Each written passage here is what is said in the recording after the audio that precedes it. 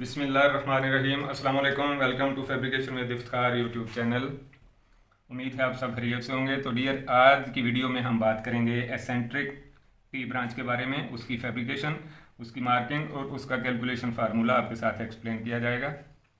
Video बहुत ही knowledgeable होने वाली है, इसको अच्छी तरह से समझने की कोशिश कीजिएगा। इसके बाद ये वाला फार्मूला सीखने के बाद, आज की वीडियो अच्छी तरह से सीखने के बाद, आप इस तरह के किसी भी डायामीटर की टी ब्रांच की फैब्रिकेशन करने में आपको कोई दिक्कत नहीं होगी। आप इंशाल्लाह उस पर कॉन्फिडेंट हो जाएंगे। तो इसलिए करके वीडियो को पूरी दिलचस्पी के साथ देखिए।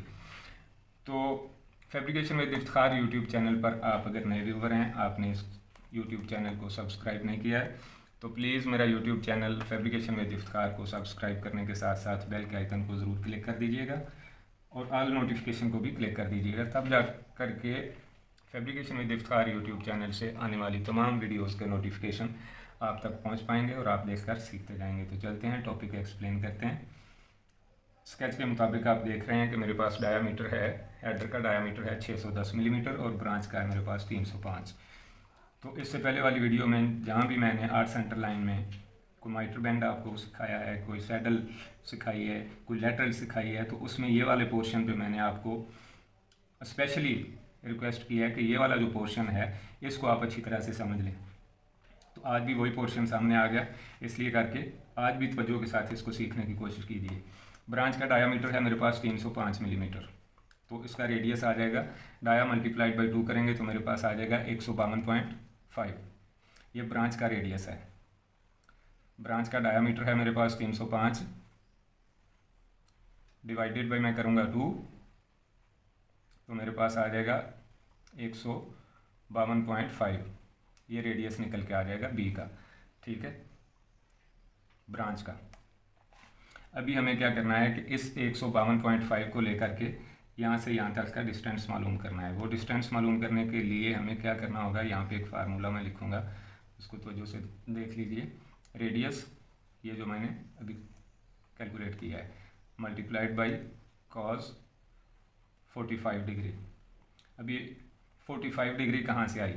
45 डिग्री आई है कि सर्कल में टोटल डिग्रियाँ होती हैं 360, और हम इसको चूँकि 8 सेंटर लाइन में फैब्रिकेट करने जा रहे हैं, तो 360 डिवाइडेड बाई 8 करेंगे तो मेरे पास 45 आ जाएगा।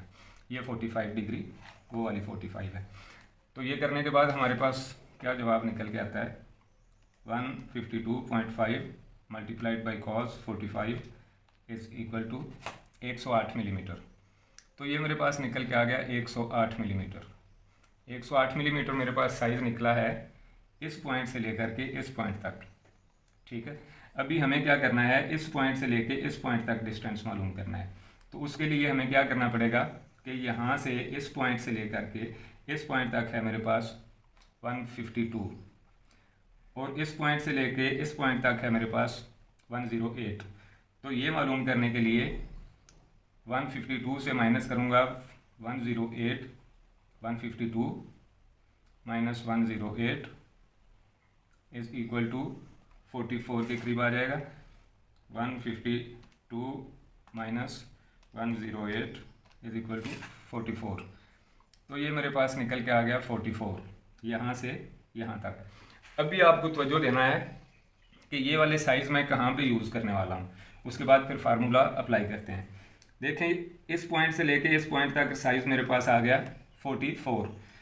तो जब ये मेरे पास 44 आ गया और ये सेंटर वाला जो है ये मेरे पास 152 आ गया, इस पॉइंट से लेकर के इस पॉइंट तक 152 है, तो ये 152 आ गया मेरे पास। इसको मैं लिख देता हूँ 152, ठीक है। फिर 152 के ऊपर है मेरे पास 108 मिलीमीटर। तो ये वाला साइज़ जो है इस पॉइंट से लेके इस पॉइंट तक, वो मेरे पास आ गया 108 मिलीमीटर, और ऊपर मेरे पास आ गया 44 मिलीमीटर। तो ये भी मेरे पास आ गया 44, यहाँ से यहाँ तक। ये टोटल फासला मैंने 152 मिलीमीटर लिख दिया। इसको रिमूव कर देते हैं ताकि आपको कन्फ्यूजन करेगा, है 152, लेकिन 108 प्लस 44, ये 152 ऐसे हुआ है। यहाँ से यहाँ तक 108 है, ये भी 108 मिलीमीटर मैं लिख देता हूँ, और ये 44 लिख देता हूँ। अभी ये साइज़ आ गए हैं।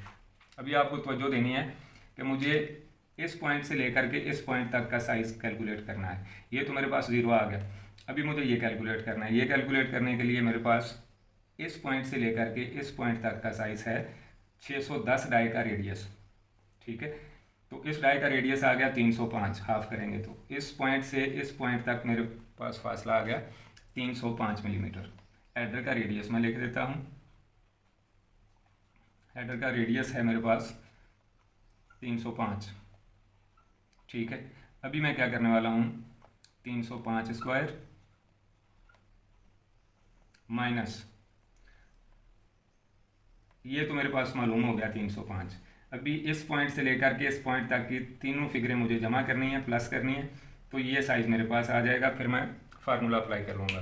तो ये तीनों को मैं प्लस करता हूँ, 108 plus 108 plus 44 is equal to 260 तकरीबन। तो इस पॉइंट से लेकर के इस पॉइंट तक मेरे पास आ गया 260, तो मैं 260 का स्क्वायर लूँगा इधर, ठीक है। यहाँ पे मैं करूँगा अंडर रूट, और जो इज़ इक्वल टू मेरे पास आएगा वो इस पॉइंट से लेकर के इस पॉइंट तक का साइज़ आ जाएगा। मेरा ख्याल है आपको बात समझ में आ गई है। 305 square minus 260 square is equal to under root is equal to 159। ये साइज़ मेरे पास निकल के आ गया 159 मिलीमीटर, इस पॉइंट से लेकर के इस पॉइंट तक, ठीक है। अभी मुझे मालूम करना है इस पॉइंट से लेके इस पॉइंट तक कितना साइज़ मेरे पास आएगा। सेम फार्मूला अप्लाई करने वाला हूँ। उसके लिए ये रेडियस मेरे पास ऑलरेडी मौजूद है 305, और ये दो फिगर मुझे प्लस करनी है। तो ये दो फिगर मैं प्लस करता हूँ तो मेरे पास आ जाता है 152।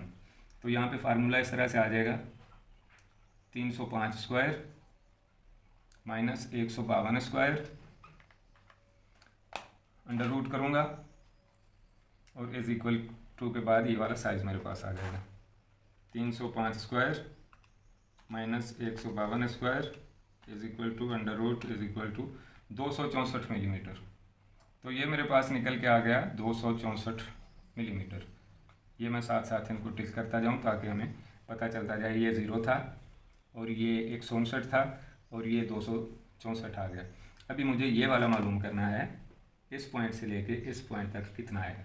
तो उसके लिए भी सेम फार्मूला, ये रेडियस और ये वाला साइज़, ये है 44। तो यहाँ पे मैं करूँगा 305 square minus 44 square under root is equal to करते हैं, तो ये आ जाएगा 305 square minus 44 square is equal to under root is equal to 301.8, 300 चलो 1 लिख लेते हैं, 1 मिलीमीटर।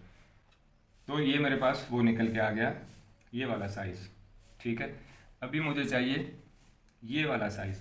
तो ये वाला साइज़ ऑलरेडी इसका हाफ डाया है मेरे पास, जो रेडियस है, तो वो है 305। तो उसके बाद 4 नंबर पे आ गया मेरे पास साइज़ 305 मिलीमीटर, ठीक है। अभी मुझे मार्किंग करना है, तो मार्किंग करने के लिए आप तवज्जो के साथ देखिए। यहाँ पे मैं एक पाइप मार्क करता हूँ, या इसी पे ही आपको कर देता हूँ। यहाँ पे जगह ऐसी बनेगी कि आपको समझ में नहीं आएगी बात। ये सपोज़ मेरे पास एक पाइप है, उस पाइप पे मैंने ये वाला पॉइंट 0 रख दिया, 8 सेंटर लाइन है मेरे पास, ये वाला पॉइंट 0 पे है, और उसके बाद वाली जो 2 लाइनें हैं, एक ये वाली लाइन, एक इसके बिल्कुल सामने वाली लाइन, उस पर मैंने लगा दिया 159 मिलीमीटर, ठीक है।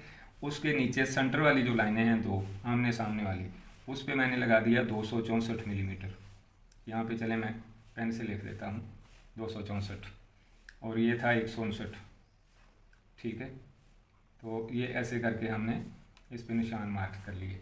अभी 3 नंबर पे आ गया मेरे पास 301 मिलीमीटर, ये और इसके सामने वाली लाइन, तो यहाँ पे मैं लिख देता हूँ 301 मिलीमीटर, और ये वाली आ गई लास्ट पे 305। इसको मैं रैप राउंड की मदद से मिला के कटिंग करके जब 610 डायामीटर के पाइप पे बिठाऊंगा तो ये 90 डिग्री में बेहतरीन एसेंट्रिक टी ब्रांच बैठ जाएगी। तो दोस्तों ये था एसेंट्रिक टी ब्रांच का फैब्रिकेशन फार्मूला।